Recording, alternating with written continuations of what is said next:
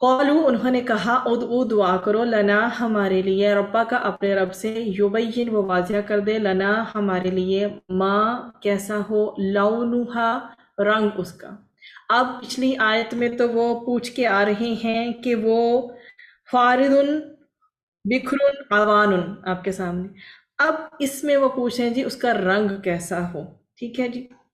تو لونہا رنگ اس کا پوچھ رہے ہیں کہ کس کلر کی بیسکلی وہ ہو۔ قال کہا انہو بے شک وہ، یقول وہ فرماتا ہے انہا بے شک وہ باقارن گائے ہو صفراء زرد رنگ کی، صاد فا اور با آپ کے سامنے جو کا روٹ ہے،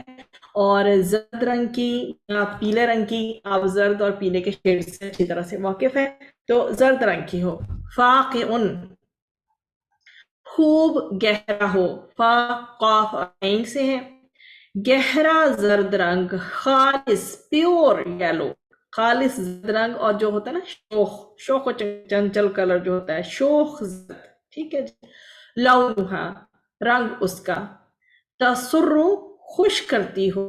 سین را اور را سے نکلا ہے، اور خوش کرتی ہو مطلب وہ سرور دیتی ہو اور وہ بھلی لگتی ہو، دیکھنے میں ایک دم اٹریکٹیو فیل ہوتی ہو، الناظرین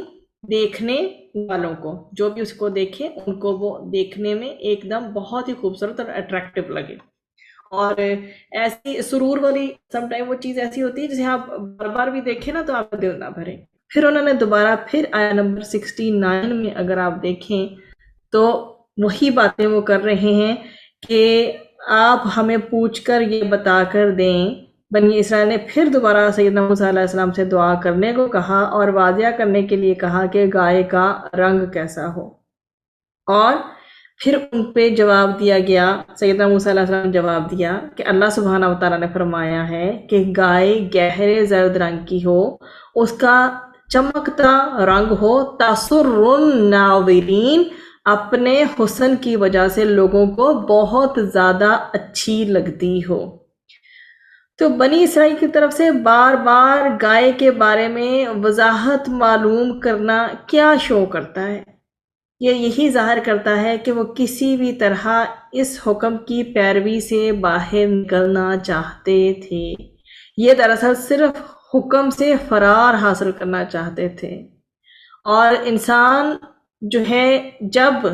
انسان نے کوئی کام نہیں کرنا ہوتا نا تو ایک کے بعد ایک آبجیکشن لے کر آتا ہے، اور جب انسان کوئی کام نہیں کرنا چاہتا تو اس کے لیے بعض اوقات بہت سارے کوشچنز بھی کرتا ہے، اور حکم آ جانے پر جب کہ اللہ سبحانہ وتعالیٰ نے حکم دے دیا تو رویہ یہ ہونا چاہیے کہ ایک مومن کو فوراً کے فوراً اس بات کو مان لینا چاہیے۔